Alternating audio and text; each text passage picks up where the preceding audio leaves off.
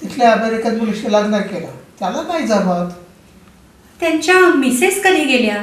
प्रभावने साधारण 5 वर्षापूर्वी गेल्या. बर. तेव्हापासून त्याला विरक्ती आली, त्याने सर्व विकून टाकलं. पैसा भरपूर आहे, पण जवळची माणसं कोणी नाहीत, हे त्याचं दुःख आहे. हा स्मिता, जोशी काकांना गेली 4-5 वर्ष आम्ही चांगले ओळखतो. बर. फार सज्जन माणूस आहे, हो की हो नाही? हो. अहो, तुम्ही पुढाकार घेऊन जेव्हा कळवलंत ना, तेव्हाच अभयला मी जोशी काकांची खात्री दिली होती. त्याचं काय स्मिता, आपण सगळेजण तिच्या पाठीशी उभं राहिलं ना, म्हणजे तिला निर्णय घ्यायला सोपं जाईल, हो की नाही? हो. बरोबर आहे मावशी. अभयने त्याची फक्त एक बाजू सांगितली. शेवटी आईचं सुख महत्वाचं हे तर त्यालाही मान्यच आहे ना. हो, पण तुझ्या सासरची मंडळी आणि सुनबाईच्या बाहेरची मंडळी यांचा विचार करावा लागेल. अहो काका, इतक्या लोकांचा जर आपण विचार करत बसलो ना तर मग काही सुद्धा होणार नाही. अगं, पण आपण ज्या सोसायटीत राहतो त्याचा थोडा तरी विचार करायला हवा की. हो, पण बदलत्या परिस्थितीप्रमाणे समाजात कुणी ना कुणी बदल घडवून आणायलाच हवेत ना. मग त्या बदलांची सुरुवात आपल्यापासून का नाही करायची? आता कसली सुरुवात करायची तुला स्मिता? काही नाही ग आई, आपल्याकडे पण किती बदलांना सुरुवात झाली आहे असं बोलत होतो आम्ही. या भाऊजी, घे कुसुम. थँक्यू. बिस्किट घ्या. ना मस्त झालाय हा. छान झालाय. स्मिता, काका आणि मावशी खूप दिवसांनी भेटले ना गप्पा मारायला. हो ना. अगं स्मिता, एक सांगायचं राहूनच गेलो. उद्या तुम्ही आमच्याकडे जेवायला या सगळेजण. अरे वा. जोशी काकांना पण बोलवणार आहे. हो. ए कुसुम, मी काही येणार नाही. या स्मिता आणि मुलं येतील. अगं का? का ग, तुला काय अडचण आहे? चल ना तू पण. तू एकटी घरी बसून काय करणार आहेस? नेहमी तर मी एकटीच असते ना घरी. हा. मी नाही. म्हणूनच तुला आता आम्ही एकटीला घरी राहूच देणार नाही. मावशी, आई पण येईल ग. हो नक्की. मग नक्की या, निघूया आपण. चल चल. बरं. बरं आहे, हो, भेटू या, मग. या, या. चल. उषा, जोशी काकांना बोलवते, पुरणपोळीचा बेत केलाय. नक्की आहे. कुसुम, दुसऱ्या काही कमी नाही आहे. चल, अच्छा, बाय. बाय. ए आई, मावशीचा स्वयंपाक काय मस्त झाला होता ग. खरंच ग. अगं, मला आवडते म्हणून अगदी आठवणीने बिरड्याची उसळ पण केली होती तिने. कुसुम तशीच आहे, सगळ्यांसाठी ना धावून धावून करत असते ग ती. हो ना. अगं, ते जोशी काकांना आवडतात म्हणून पुरणपोळी पण केल्याचं म्हणाली ती. त्यांना पुरणपोळी फार आवडतात. तुला माहिती आहे तर. आई, मला जोशी काका खूप आवडले. हा. अगं, किती उत्साही आहे, सगळ्या गोष्टीत इंटरेस्ट आहे त्यांना. आणि माहिती तरी किती आहे. हो ना. तू स्वयंपाकघरात होतीस ना, तेव्हा आमच्या गप्पा अगदी मस्त रंगल्या होत्या. हा. मी आतून ऐकत होते ना सगळं. याचा अर्थ तुझा कान आमच्या बोलण्याकडेच होता. तसं नाही ग, हे कुसुमचं घर किती लहान आहे, ऐकू येतच ना. हो, पण अनुभवी पण त्यांना आबाबा करून चिकटले होते. मुलांचं काय, कोणी खाऊ दिला की चिकटते त्यांना. असं नाही हा आई, अनुभवी आता मोठे झाले. शिवाय तिकडे परदेशात वाढल्यामुळे पटकन कुणाच्यात मिसळत पण नाही. अगं, जोशी काका त्यांच्या वयाचे होऊन त्यांच्याशी गप्पा मारत होते म्हणून रमले एवढे दोघं जण.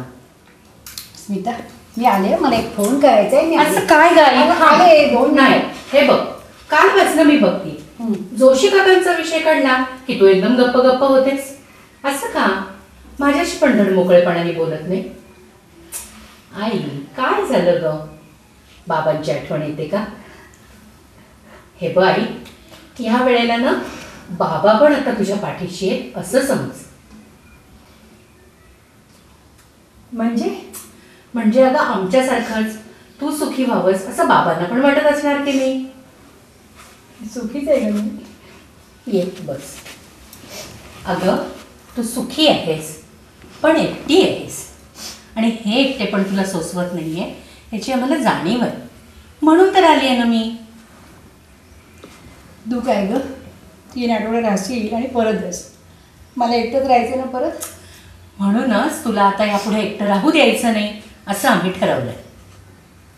हे बघ, मी तिकडे अमेरिकेला तुमच्या मुलांकडे येणार नाही कायमची, सांगून ठेवते. इथे कोणी आहे अगं तुमच्याशिवाय कोण आहे स्मिता माझं? का? जोशी काका नाहीये? स्मिता, काय वेड्यासारखं बोल ना. आई, रागवू नकोस, मला सगळं कळलंय. काय कळलंय तुला स्मिता? तसं खरंच काही नाही गं, खरं नाही. आई, अगं आता तरी माझ्याशी मोकळेपणाने बोल. का स्वतःच्या भावना अशा दडपून ठेवतेस? कसं सांगू स्मिता तुला? अगं बाबांना जाऊन 10 वर्ष होत आली, पण त्यांची आठवण येत नाही असं एकही दिवस जात नाही माझा. हे असलं काहीतरी भलता आम्ही विचार केला तर लोक काय म्हणतील का आम्हाला? लोकांचं सोड ग, तू सुखी होशील की नाही? अगं शेवटी या सोसायटीत राहायचंय म्हटल्यानंतर इथल्या लोकांचा विचार करायला पाहिजे का नको? अगं परवाच एका ग्रुपमध्ये आमच्याविषयी बोलत होते असं मला कळलं. तेव्हापासून मला खाली जायची पण चोरी वाटते ग. अगं किती जणांची तोंड तू अशी बंद करणार आहेस? त्यापेक्षा सगळ्या गोष्टी कायदेशीर रीतसर केल्या तर सगळं कसं सुरळीत होईल नाही का? स्मिता, बाकी लोकांचं जाऊ दे, तुझ्या काकूचं काय? काय? किती फटकळे माहिती ना तुला ती? तसलीच आहे. मग तिला कसं समजवणार? आता भाऊजींना जाऊन इतकी वर्ष झाली आहे, पण ती राहते ना एकटी. आई, काकूची गोष्ट वेगळी आहे. हं, एकतर काका इतकी वर्ष अंथरुणाला खेळून होते, हो. मग गेले. ते खरे. त्यामुळे तिच्या मनाची तयारी झाली होती. अगं तरी पण भाऊजी गेल्याचं दुःख आहेच ना तिचं. दुःख आहे ग, पण ती मुलं नातवंड सुना सगळ्यांच्या बरोबर राहते, एकटी नाही काही राहत आहे. हे खरं आहे. आणि तो एवढा मोठा बंगला ना भाऊजींनी तिच्या नावावर ठेवलाय बरं का. मग शिवाय खालचा अख्खा मजला तिच्या ताब्यात आहे. हो. त्यामुळे तिचे भजनाचे ग्रुप्स, पत्त्यांचे ग्रुप्स सगळं कसं अगदी पहिलं व्यवस्थित सुरू आहे की नाही? अगदी हो, त्यात ती इतकी बिझी असते तुला सांगू. मग हाच फरक आहे. तेव्हा तू आता काकूची चिंता करणं सोडून दे. तिला काय सांगायचं ना ते मी बघते. आता मला सांग, तू जोशी काकांना कधीपासून ओळखतेस? अगं 3-4 वर्ष झाली ना. आम्ही एका कार्यक्रमात ना दोघांनी सहभाग घेतला होता आणि मग तेव्हापासून ओळख झाली. आणि आता ते वरतीच राहतात म्हटल्यावर अधूनमधून भेट होत असेल ना? अगं त्यांच्या बोलण्यात एकदा मला कळलं त्यांना पुरणपोळी फार आवडते. मग मी घरी करून पाठवून दिला डबा. म्हणजे तेव्हापासून मग डब्यांची देवाणघेवाण सुरू झाली ना. अगं चांगलं आहे ना, कुणासाठी तरी करण्यात किती आनंद असतो. नाहीतर नाही, आम्हाला एकटीसाठी ना काही करावं असं वाटत नाही बघ अलीकडे. अगं काल त्यांच्या बोलण्यावरनं मला असं जाणवलं की त्यांना पण वाचनाची खूप आवड आहे ग. हो, त्यांच्याकडे स्वतःची लायब्ररी आहे आणि मला आध्यात्मिक पुस्तकांची आवड आहे म्हटल्यानंतर इतकी पुस्तकं पाठवून दिली त्यांनी. हा, म्हणूनच तू मध्यंतरी सांगत होतीस का ना हो. की विवेकानंद, ओशो अशी बरीच पुस्तकं वाचलीस तू ना? हो ना. आणि स्मिता, तुला माझी सवय माहिती आहे, एखादं पुस्तक वाचलं की त्याविषयी कुणाशी तरी बोलावं असं मला फार वाटतं ग. अगदी मला लहानपणचं आठवतंय ना.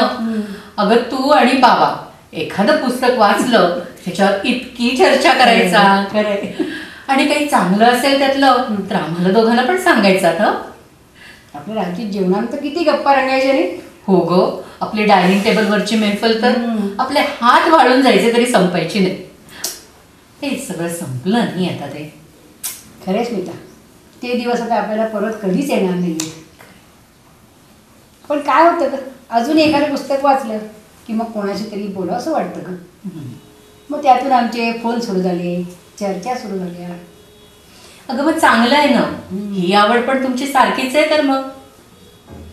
खरं सांगू स्मिता, ह्या वयात ना ह्या आवडीनिवडी जुळण्यापेक्षा ते आपल्याला कोणतरी जवळचं समजावून घेणारं, आपली काळजी घेणारं आणि थोडंसं मैत्रीच्या पलीकडचं जवळचं कोणीतरी असावं असं फार वाटतं. तू आणि समीर दोघंही माझी काळजी घेता, मला फोन करता, पण तरी पण हे एकटे पण खरंच फार सोसवत नाही का मला. खरं आहे, पण आम्ही दोघं आमच्या संसारात नोकरीत बिझी असतो. दरवर्षीच आम्हाला यायला जमतच असं नाही ना ग.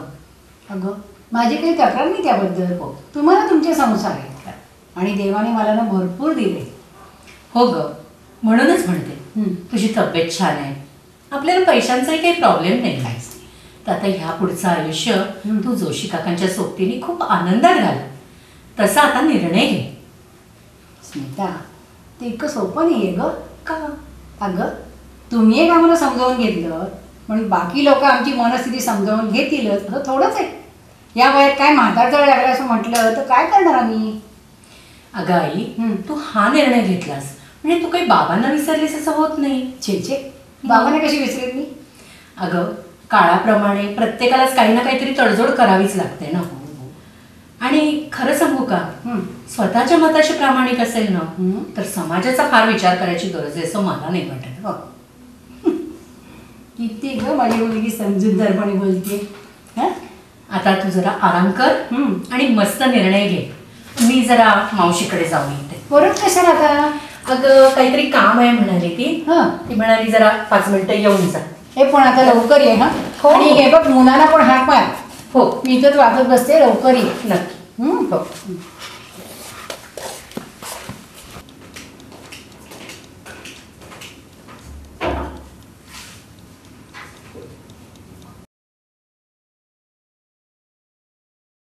आज कुणीतरी यावे, आज कुणीतरी यावे, ओळखीचे व्हावे. काय उषा, येऊ का? अरे गाणं बिणं चाललंय.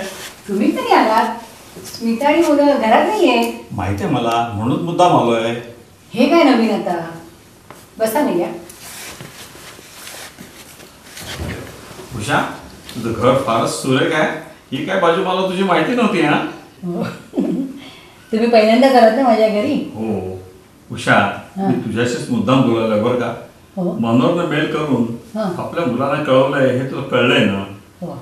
स्मिता मला म्हणत होती आणि तेवढ्यासाठी ती आली म्हणे. होय, आणि उदयही येतोय.